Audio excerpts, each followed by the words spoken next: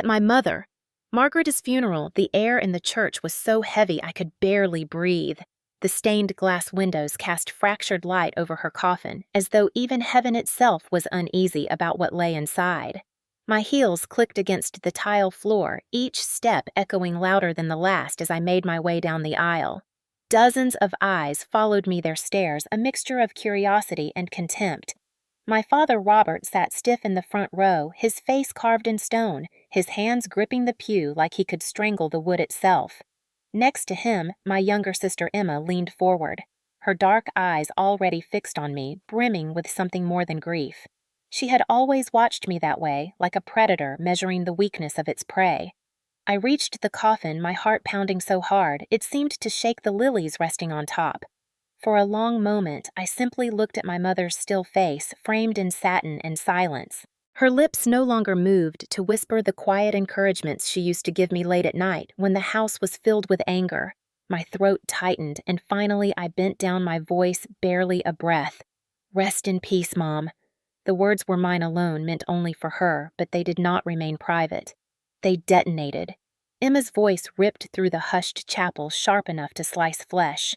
"Rest in peace," she repeated, her tone dripping with venom before her scream erupted so loud it rattled the stained glass. "How dare you say that when you killed her?" My body locked. Gasps exploded around the room, heads whipped toward me, whispers clashed against the vaulted ceiling like a storm gathering. My father turned at last, his face pale, his jaw trembling with fury, but his silence screamed louder than Emma's words. My knees threatened to give out, but I clutched the coffin, refusing to collapse. "Killed her!" Emma's accusation rang again, venom soaking each syllable. "You abandoned her when she needed you most. You let her die alone." The priest stumbled back, his Bible slipping from his hand, hitting the floor with a hollow thud. My Aunt Helen pressed a hand to her mouth, eyes wide as if the devil himself had entered the church. My lungs burned, my mind reeled.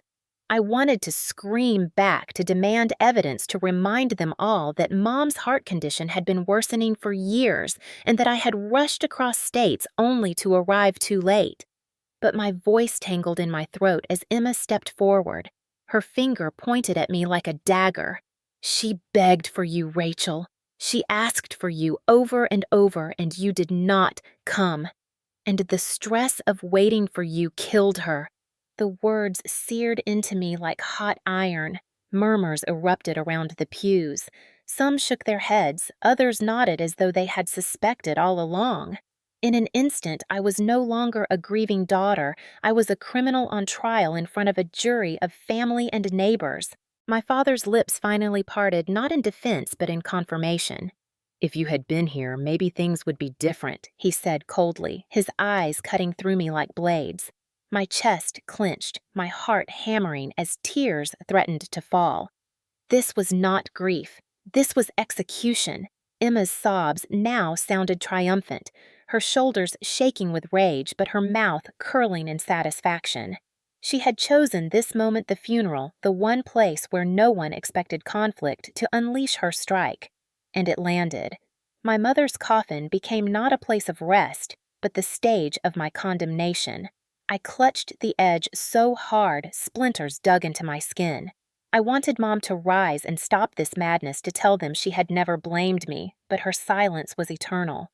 Around me, the weight of decades collapsed, memories of every time Emma lied, and I paid the price every time Robert turned away, instead of protecting me every time Mom tried to shield me but was silenced by fear. And now, in her death, they crowned me guilty once and for all. I straightened slowly, the weight of judgment pressing harder with every second. My voice refused to come, but my mind screamed louder than Emma ever could. I knew this accusation would not end here. It was only the beginning. The words Emma hurled at me in that church still rang in my ears long after the funeral ended. My body moved on instinct through the motions of condolences and empty embraces, but my mind was trapped in the echo of her accusation. She killed her. She let her die alone. When the service ended and mourners spilled out into the sunlight, I found myself standing near the old oak tree where my mother once took us for family photos. My Aunt Helen joined me, her face lined with grief, but her eyes steady. She touched my arm and whispered, "They should never have done that to you. Not here, not like that." I tried to answer, but my throat was still raw. Across the lawn, Robert stood surrounded by relatives, his posture stiff, his expression grim, while Emma wept dramatically against his shoulder. I recognized the performance. She had always been good at winning sympathy. Helen guided me to a quieter corner near the church garden. "Rachel," she said softly, "you know what they are doing. This was not about your mother's death, it was about control." I blinked at her, her words slicing through the fog of pain. Control. That word had haunted my life from the beginning. My father controlled every choice, the schools I attended, the friends I was allowed to see, even the clothes I wore to Sunday service. And Emma benefited from it every time. I could still see myself as a girl sitting at the dinner table, my fork poised midair, while Robert shouted that I had embarrassed the family for wanting to study marketing instead of joining his accounting firm. Emma smirked across the table, stuffing mashed potatoes into her mouth, knowing I would take the punishment. Helen's hand squeezed mine, pulling me back to the present. "They will twist this, Rachel," she warned. "They will paint you as selfish, as careless as the one who abandoned Margaret. You must remember the truth." The truth. My chest tightened because even truth was slippery in this family. I remembered the phone call 3 nights before my mother died. Robert's voice curt, telling me she was tired, nothing serious. I had asked to speak with her, but he refused, saying she was resting. I had booked a flight anyway, and arrived only to be told she had passed hours earlier. I never heard her last words, never knew if she had asked for me, or if that was another story Emma concocted. Helen looked away, her lips trembling. "Rachel, she said I was with Margaret the night before. She asked about you again and again. She wanted you there, but Robert told her you were busy with work." My stomach dropped. Busy with work. Those were his words, not mine. He had lied to her at the very end. My grief twisted into fury, as if barbed wire wrapped around my ribs. Emma had screamed her accusation with such confidence because she believed it. Robert had planted it like poison, feeding her the narrative that I had abandoned our mother. And now Emma wielded it as a weapon in public, staining me before I could defend myself. The church bells tolled in the distance, the sound both mournful and mocking. I looked back at the cluster of relatives, most of them watching Emma cry on Robert's chest. Their heads shook, their mouths whispered, their eyes darted toward me with suspicion. Helen followed my gaze and sighed. "They will not believe you," she said. "Robert has been telling them stories for years, stories where you are always the ungrateful one." I clenched my fists. I remembered the family reunion 2 years ago when Nolan, our cousin, asked about my company, and Robert cut in quickly, saying, "She plays with little projects, nothing serious." Everyone had laughed politely. Or the Christmas gathering when Emma broke my necklace and Robert told everyone I had misplaced it. Lies built into walls until truth was unrecognizable. My mother had been my only silent ally, but even she had been powerless against his dominance. Now she was gone, and they were free to rewrite the story entirely. Helen leaned closer, her voice urgent. "You cannot let them bury you with her. You have your own life, Rachel. Do not give them the power to erase it." My eyes stung, but no tears fell. Something inside me shifted, a plate of stone grinding against another. For the first time, I saw the pattern clearly. The funeral accusation was not an outburst. It was the culmination of years of control, manipulation, and scapegoating. They had chosen the moment of greatest vulnerability to brand me guilty, but Helen's words planted a spark. If they wanted war of narratives, I would not remain silent. I would gather truth, not just memories, but evidence. I would face them not with tears, but with proof. As we walked back toward the cars, I caught Robert watching me, his stare heavy with warning. Emma clung to his arm, eyes red, but mouth curled in a smirk. She thought I was defeated. I looked straight back at them, and in that instant, I decided the next chapter would not be written by them. It would be written by me. Driving back from the funeral, I could not silence the chorus of memories that surged like a flood, overwhelming me with every mile.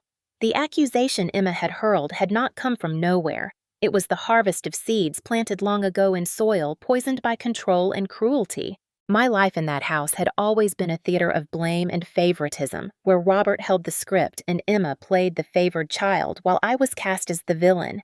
I remembered being 10 years old, standing in the kitchen with a shattered vase at my feet. Emma had been the one who knocked it from the shelf while chasing the dog, but when Robert stormed in, she pointed at me without hesitation. "She did it!" she said, her voice smooth as honey. Robert's hand struck the table so hard the plates rattled. "I told you to be careful, Rachel," he barked. "You never listen. You always cause trouble." "My mother."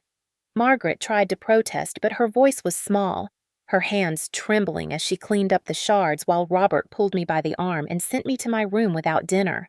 That was the first time I realized truth had no power in our house, only control did. Another memory bled in. High school graduation. I stood in my cap and gown clutching the acceptance letter from a university where I had earned a full scholarship to study marketing. My chest swelled with pride until Robert's face darkened. Marketing. He spat like the word itself was filth. "You will study accounting. You will join the family firm. That is final." Emma smiled sweetly behind him, already promised a car for her 16th birthday. I refused that night, trembling but determined. He shouted until the walls shook, accusing me of dishonoring him, of being selfish, of turning my back on family duty. Margaret cried silently at the dinner table, whispering later that she was proud of me, but that whisper was drowned by his rage. Another scene etched into my bones was Thanksgiving 3 years later. I had returned from college on break, glowing with stories of classes and internships. Emma had dropped out of community college by then, but Robert praised her constantly. "She helps me at the firm," he said, patting her hand at the table.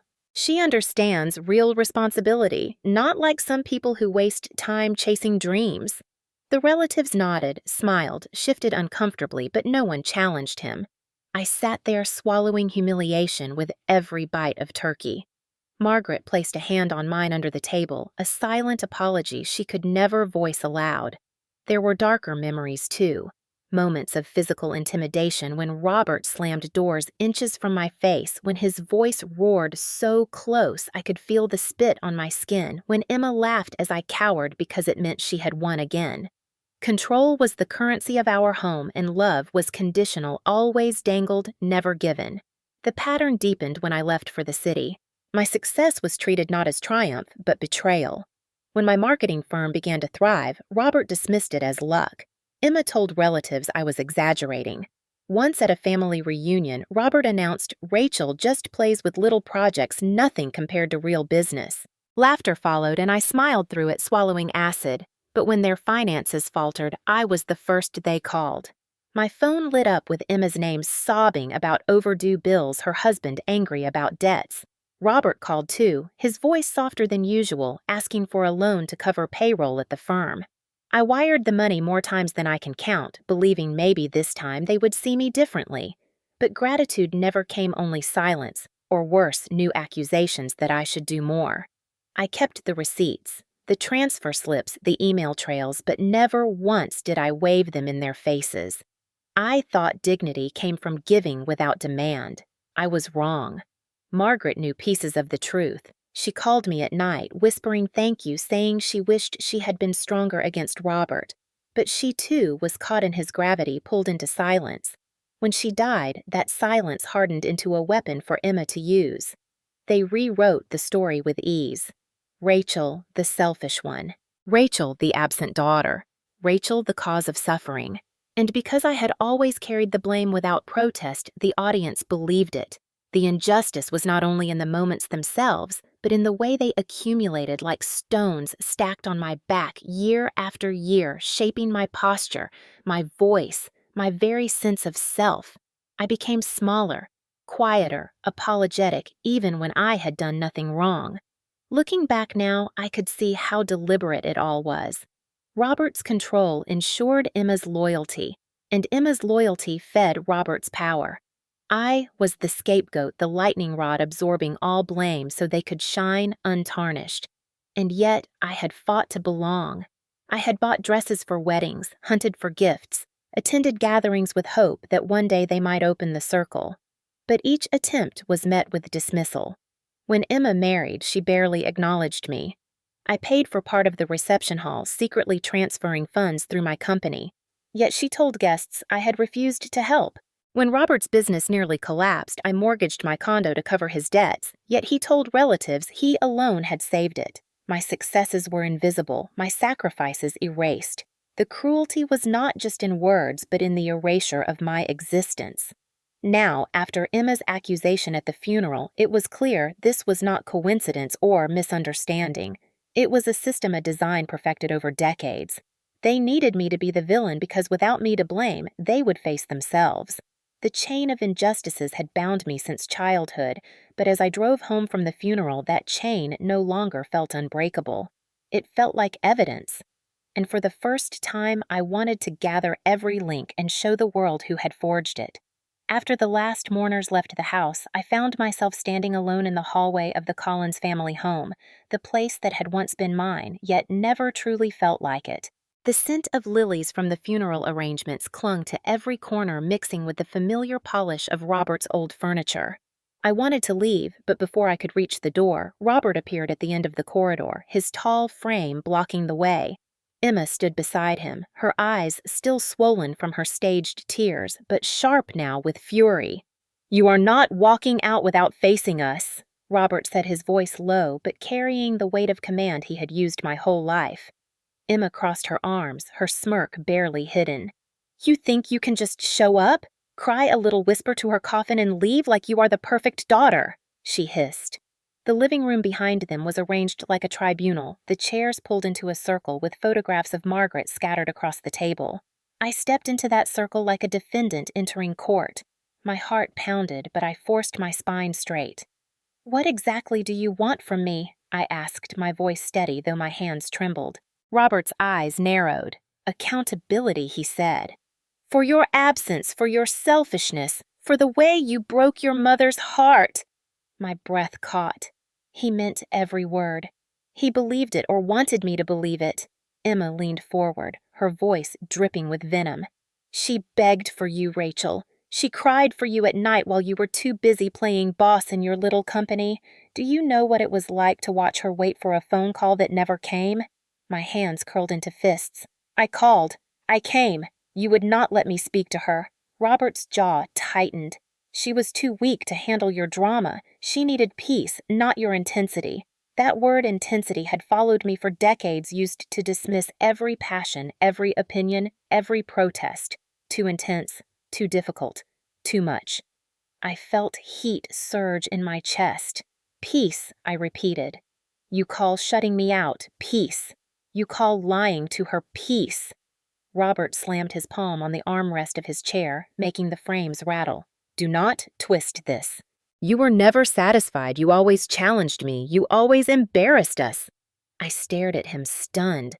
Embarrassed for getting a scholarship, for saving the firm, for paying bills when you were drowning. You call that embarrassing? His silence was confirmation enough. Emma's smile widened, sensing his pause as weakness.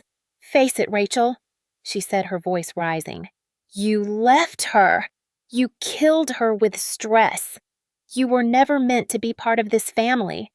Her words hit harder than her scream at the funeral because they were spoken calmly, deliberately, like a verdict. I drew a breath and for the first time did not flinch. "You are right," I said quietly. "I was never meant to be part of this family, not the way you defined it with lies and cruelty." Robert stood, his face flushing red. "Watch your tone, young lady," he barked, but the authority no longer landed. I stepped closer, closing the distance. "I am 38 years old, not a child at your table. You do not get to dictate my tone." His mouth opened, then closed again, confusion flickering in his eyes. "He was not used to resistance, not from me," Emma scoffed, breaking the silence. "Look at you trying to sound powerful. Without us, you are nothing. Without our name, without this family, you would be lost." A laugh escaped my lips, sharp and humorless. "Without you, I built a company from nothing. Without you, I paid debts you created. Without you, I survived. That is not nothing, Emma. That is everything. Her face flushed, her jaw clenched. She turned to Robert, desperate for him to strike back. But he only looked at me, his eyes darting as if searching for the obedient daughter who used to bow her head. She was gone. The silence stretched heavy, suffocating. Finally, Robert spoke, but his voice lacked its old thunder. You think you are strong now, but you will come crawling back. You always do. Not this time, I said. The words tasted like steel on my tongue. Not ever again. I reached into my bag, pulled out a small folder, and placed it on the table. It contained copies of transfer slips, checks, evidence of years of financial support. Their eyes flicked to it, suspicion rising. This is what strength looks like, I told them. Not silence, not obedience, not lies. Truth. You want accountability, Robert. Here it is. Every debt I covered, every bill I paid, every time I saved the family name, while you dismissed me as nothing. The color drained from Emma's face. Robert's lips pressed into a thin line. Neither moved to touch the folder. I stepped back, my pulse steady now. I had walked into their tribunal, but I had not walked in as a victim. For the first time, I had spoken without apology. As I turned to leave, Robert muttered low, barely audible, but I caught it.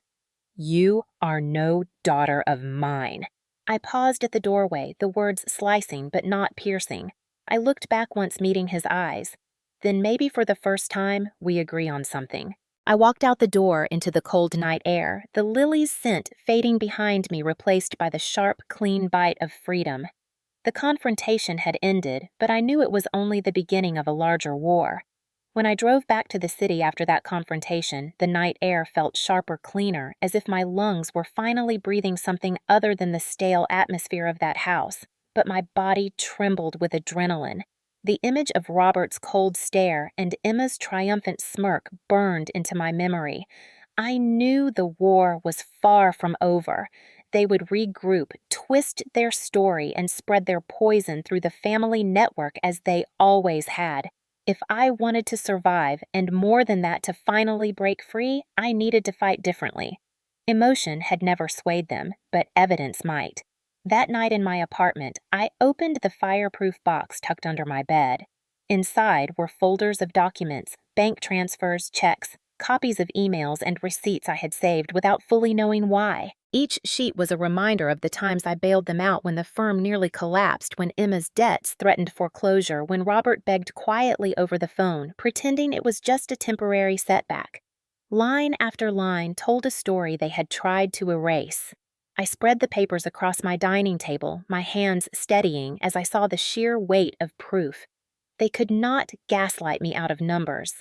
I called Linda Martinez, my closest friend and attorney. Her voice was brisk even at midnight. Rachel, I have been waiting for this call, she said. I told her everything from Emma's outburst at the funeral to the tribunal in the living room. She listened quietly, then said, You finally see it clearly. They have been using you as both scapegoat and safety net. It is time you step out of that role. I asked her what to do next. Linda instructed me to catalog every transaction, create a timeline, and prepare affidavits if necessary. If they challenged me publicly or legally, I would be ready. More importantly, she urged me to reclaim the narrative. You cannot just defend yourself, you must show them and everyone else what really happened. For once, let truth be louder than their lies.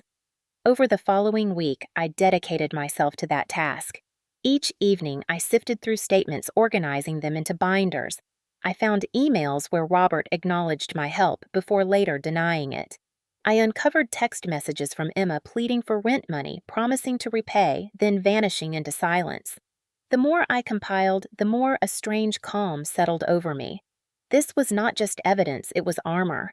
One night, while sorting receipts, I discovered something I had almost forgotten. A deed transfer signed 3 years earlier, when Robert needed quick capital to rescue Emma's failed boutique venture. He had signed over partial rights to the lake house, the cottage that had been in our family for generations. The papers bore his signature and mine, notarized and legal. For years, they had continued to claim the cottage as theirs, using it as a symbol of heritage while I quietly paid taxes and repairs through my holding company. The realization hit me like a surge of power. They had accused me of betrayal, yet the truth was I owned the very cornerstone of their pride. Linda confirmed the documents were airtight. "Rachel," she said firmly, "this is not just defense, this is leverage." The next battle came sooner than expected. Robert left me a voicemail dripping with forced civility. "We need to discuss the estate and family matters," he said, as if nothing had happened. Emma texted me long paragraphs alternating between threats and pleas. I ignored them until Linda suggested we meet on neutral ground, her office with a witness present. They arrived together, Robert in his gray suit, Emma in a black dress, still playing the role of grieving daughter. Linda welcomed them with professional calm. I sat beside her folders stacked neatly in front of me. Robert began with his familiar authority. "Margaret's passing has left responsibilities," he said. "We must handle assets appropriately." Emma nodded solemnly. "Of course, the cottage should stay in the family," she added, glancing at me with a smirk. I let them talk, then opened the first folder, sliding copies across the table. "Here are records of every payment I made for the firm's payroll over the last 10 years, I said, my voice level. "Here are the transfers covering Emma's debts. Here are tax receipts for the cottage." Their faces shifted from confidence to confusion to anger. Robert's jaw clenched. "These are private family matters," he snapped. "No," I replied. "These are financial records with my name on them. And this," I added, producing the deed transfer, "is legal ownership of the cottage signed by you, Robert Collins, in exchange for capital you requested." Emma gasped, her mouth opening, then closing as she stared at the paper. Robert reached for it, his hand shaking. "That is temporary," he growled. "No," I said firmly. "That is binding." Linda leaned forward, her voice calm but cutting. "Mr. Collins, your daughter is the legal owner. Contest it if you wish, but you will lose." The silence that followed was thick. For the first time, I watched Robert struggle without words. Emma looked at him, desperate for direction, but he had none. I felt a surge of strength rise in me, steady and undeniable. I continued. "You have used me for years, blaming me when it suited you, depending on me when you were desperate. That ends now. I will not be your scapegoat, your safety net, or your silent banker. I will not be erased." Robert's face flushed, but he stayed silent. Emma hissed, "You cannot do this to us." I met her eyes. "I did not do this to you. You did this to yourselves." When the meeting ended, they left in silence, the weight of their defeat heavy in the air. I walked out into the evening light, my chest rising with a breath that felt different, freer. For the first time, I had not only resisted, I had turned the tables. The war was not over, but the battlefield was no longer theirs alone. The day of the will reading arrived gray and wet, as if the sky itself knew storms were gathering. I drove to the law office where my mother's final wishes would be unveiled. My hands were steady on the wheel, yet inside my chest, thunder rolled. I was not walking into a quiet ceremony. I was walking into the battlefield where decades of lies and manipulation would finally collide with truth. The conference room was lined with oak shelves heavy with law books. At the center sat a polished table surrounded by chairs. Relatives filled the room, distant cousins, aunts, uncles, faces I had not seen in years. They whispered among themselves, their eyes darting toward me with curiosity, some with suspicion already poisoned by Robert and Emma's stories. Robert arrived first in his dark suit, his posture straight but his eyes restless. Emma followed, clinging to his arm, her expression carefully crafted sorrow laced with contempt whenever her gaze flicked toward me. My Aunt Helen gave me a small nod from across the room, her presence a silent anchor. The lawyer, Mr. Harris, adjusted his glasses, cleared his throat, and began reading Margaret's words. She had left small tokens to relatives' items of sentimental value, jewelry pieces, photographs, but when he reached the section concerning the cottage, silence fell heavy. "The cottage by the lake," she wrote, "shall belong to Rachel Collins. She has cared for it in ways unseen by others and deserves the peace it represents." A murmur rippled through the room. Emma's face drained of color, then flushed crimson. Robert's jaw clenched, his hand tightening on the armrest. Before anyone could speak, Mr. Harris continued. A separate letter addressed to Rachel was to be read privately. He handed me the envelope, my name written in my mother's delicate handwriting. My hands shook as I opened it and read silently. My dearest Rachel, I know the weight you have carried. I know how they twisted the story. I am sorry I was too weak to stop it. You gave more than anyone knows. Let this cottage be your sanctuary.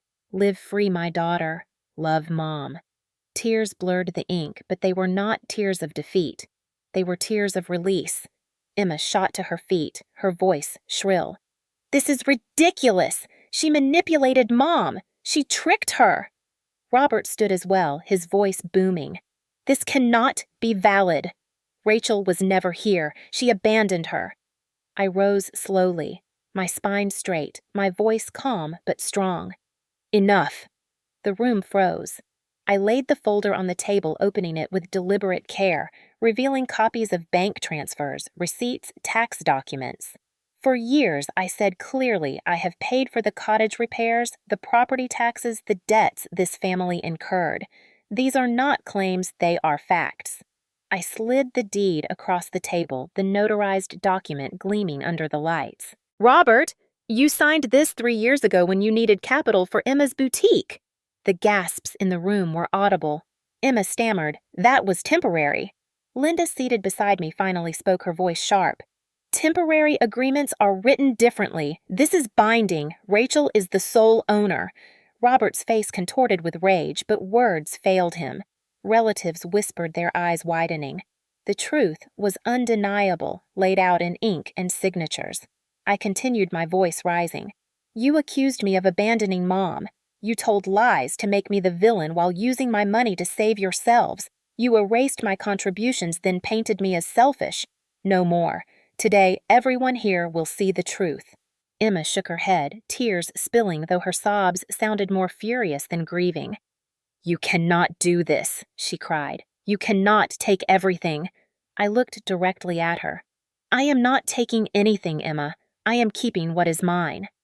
The silence that followed was thick until Helen spoke softly but firmly. She is right. Margaret told me herself Rachel saved that cottage. Robert's glare shot toward her, but Helen did not flinch. The dominoes began to fall. An uncle murmured, I always wondered how the taxes were paid. Another relative whispered, she never bragged, not once. The tide shifted. For once, the narrative did not belong to Robert or Emma. It belonged to truth. Robert's fists clenched, his voice a growl. You will regret this. You think you can survive without family. I met his glare without fear. I already have. Emma collapsed back into her chair, her sobs loud but empty, no one rushing to comfort her now. The lawyer finalized the proceedings, his tone neutral but his eyes betraying recognition of the shift. When it ended, I stood gathering my documents. Relatives approached, some cautiously, some with apologies. I accepted their words but kept my heart guarded. This was not reconciliation. This was exposure. As Robert and Emma left the room, their shoulders stiff, their heads held high, but their eyes wild with fury, I felt a calm settle over me. I had not only defended myself, I had dismantled their facade in front of witnesses they could not control. Outside, the rain had eased, sunlight breaking through clouds, as if even the sky recognized the turning point. My phone buzzed with messages from relatives expressing shock, some offering support. For years, they had believed the narrative of Rachel the selfish daughter. Today, that narrative cracked. That evening, Linda and I reviewed the outcome over coffee. You did more than protect yourself, she said. You shattered their control. They will try to strike back, but their power is fading. I nodded, exhaustion and relief mingling. For once, I felt not like prey, but like someone who had finally fought on equal ground and won. Later, I sat by my apartment window watching the city lights shimmer. The letter from my mother lay beside me, her handwriting a balm. Live free, my daughter! The words echoed in my mind, steady and strong. I whispered back softly, I will. In the weeks after the will reading, the ripples of truth spread quickly through the family and beyond. Relatives who had once whispered accusations about me now avoided Robert and Emma. Phone calls that used to arrive daily with demands for money or favors fell silent, replaced by awkward apologies or complete absence. It was strange to witness the shift. For years, I had been the one excluded, ignored, erased. Now Robert and Emma were the ones people avoided at gatherings. The first blow came to Robert's firm. Without my quiet injections of money, payroll collapsed within a month. Employees who had tolerated his arrogance only because salaries were steady began to quit. Rumors spread quickly in the business community that Robert Collins was not the titan he pretended, but a man propped up for years by the daughter he belittled. I heard from a former colleague that clients were pulling contracts seeking more stable leadership elsewhere. The office lights dimmed, the parking lot emptied, until the firm that once represented Robert's pride was reduced to a hollow building. Emma's downfall came in waves. Her husband Daniel left her within 2 months. Whispers circled that he had grown tired of her lies and extravagance once he discovered the debts I had secretly covered. Without him, she struggled financially, but the family who once shielded her now kept their distance, ashamed by her behavior at the funeral and the truth revealed at the will reading. I heard through Helen that Emma had moved back into Robert's house, her sobs echoing through the empty rooms at night, but no one outside seemed to care anymore. Their kingdom built on control and appearances crumbled piece by piece. What surprised me most was how quickly the support they thought was unshakable vanished once reality surfaced. Relatives who had believed their stories now admitted doubts. At gatherings, Robert sat isolated. Emma avoided eye contact. For once, I did not feel the urge to reclaim their approval. Watching their downfall did not bring me joy exactly, but it brought me clarity. Consequences were finally theirs to carry, not mine. One afternoon, Helen visited me bringing homemade soup. She sat across from me in my kitchen, her eyes warm. "They are unraveling," she said softly. "Robert does not know what to do without your money. Emma is lost without the sympathy she thrived on." I listened quietly, sipping tea. "Do you feel vindicated?" Helen asked. I thought about it. Vindication was not the right word. I felt free. For years, I had tried to win their love by sacrificing myself. Now I realized that love had never existed, not in the way I hoped. What I felt was relief that I no longer owed them anything. Not my silence, not my support, not my forgiveness. Meanwhile, the cottage by the lake became my refuge. I visited on weekends, walking the shoreline, breathing the air that once carried the weight of family gatherings. Now it was mine, untouched by Robert's control or Emma's jealousy. Repairs I had paid for now felt like investments in my own peace. I furnished the rooms with photographs I had taken on trips, landscapes, sunsets, cityscapes, replacing the old portraits that had always made me feel like an outsider. It was no longer a symbol of their heritage, but of my independence. The greatest consequence for Robert and Emma was not financial collapse, though that was real and brutal. It was the silence that surrounded them. No one rushed to defend them. No one shielded them from the fallout. The power they had wielded through manipulation and fear evaporated when exposed to truth. I had carried their shame for decades, but now they carried their own. And as I stood on the porch of the cottage watching the sun sink below the horizon, I understood something profound. Revenge had not come through screaming or violence. It had come through exposure, through allowing their lies to collapse under the weight of truth. That was justice, and it was enough. The first morning I woke up at the lake cottage as its true and only owner. The air felt different, almost lighter, as if the walls themselves had released a long-held breath. Sunlight spilled through the curtains, illuminating the wooden floor, and the faint scent of pine drifted in from the trees outside. For years, this place had symbolized obligation, sacrifice, and silent resentment, but now it stood for something else entirely. It was mine. I brewed coffee in the small kitchen and carried the mug out to the porch, where the lake stretched wide and calm, reflecting the sky in perfect stillness. The silence was not heavy as it had been in my childhood, when conversations at family gatherings were laced with tension. This silence was peaceful, inviting. I thought of my mother, Margaret, her handwritten letter urging me to live free.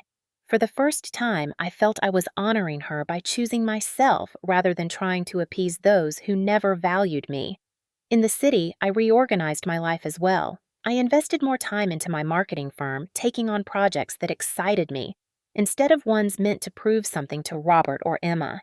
My office became filled with creative energy laughter from my team and the satisfaction of work that reflected who I was rather than what I was told to be. Invitations to family events still arrived, though fewer each month. At first, I felt guilty declining, but gradually that guilt dissolved, replaced by a new clarity. Family was not defined by blood, but by presence by the people who chose to stand beside you. For me, that was Helen, who visited often bringing food and stories. That was Linda, whose sharp counsel and loyal friendship protected me. That was colleagues who celebrated my wins without envy. I began to photograph moments that mattered not for anyone else but for me. Landscapes on weekend hikes, portraits of friends, sunsets caught from the porch. Slowly, the walls of the cottage filled with these images. No longer did I see photos where I stood on the edge cropped or half hidden. These were full images where I was the author and the subject. I signed up for a photography retreat, something I had always wanted but postponed. I joined a local running club and trained for a half marathon, another goal once mocked at family dinners. Each step on the trail, each shutter click on my camera felt like a reclamation of self. Liberation was not a single act, but a series of choices stitched together into a new life. At night, when I returned to the cottage, I no longer lay awake questioning my worth. Instead, I planned trips I had dreamed of for years. Portugal in the fall, Montana in the spring. The horizon felt open wide, not blocked by the narrow walls of Robert's control or Emma's jealousy. I realized then that rebirth was not about becoming someone new. It was about becoming who I had always been beneath the layers of guilt and silence. As I stood by the lake, watching the reflection of stars ripple across the water, I whispered into the night, "I am free." And for the first time, the words did not feel like defiance. They felt like truth. Nearly a year after the funeral, an envelope arrived at the cottage, its cream paper stiff my name written in Robert's careful capital letters. For a long moment, I simply held it in my hand, the lake breeze tugging gently at the corner as though urging me to decide. Inside could be more poison, more accusations, more attempts to drag me back into the role I had finally shed. Or it could be something else. I slid it open with steady hands and unfolded the letter. "Rachel," he wrote, "I failed you. I see that now. I let control blind me to love. I blamed you when I should have protected you. I do not ask for forgiveness. I only ask you to know that you deserved better than what I gave." I stared at the words, uncertain whether they came from genuine regret or desperation in his decline. Emma had already retreated into silence, her calls unanswered, her presence vanished from gatherings. Robert's business lay in ruins. Perhaps contrition was all he had left. I folded the letter, placed it into the wooden box with the others' letters from lawyers' receipts from years of debts, my mother's final words. I did not destroy it nor display it. I simply acknowledged it as part of a story I no longer needed to rewrite. That evening, I hosted dinner at the cottage. Helen arrived with her usual laughter. Linda brought a bottle of wine. My colleagues filled the table with energy and warmth. As we raised glasses, I felt surrounded by family of choice, not obligation. Later, as the house quieted and dishes dried, I walked to the porch. The night sky stretched wide stars glimmering above the lake. I thought about Margaret, her voice telling me to live free. I thought about Robert's words scrawled in regret. And I wondered, does healing mean reconciliation or simply peace with the past? Is family defined by blood or by those who choose to treat your heart with care? Some bridges can be rebuilt stronger than before. Others are meant to burn, lighting the path away from pain. I cannot answer for everyone. I can only choose for myself. I breathed in the crisp air, the water lapping softly against the shore, and felt the weight that had once pressed on my chest dissolve completely. My story was no longer theirs to tell. It was mine. And as the stars shimmered like fragments of possibility, I asked silently to whoever might be listening, what would you choose?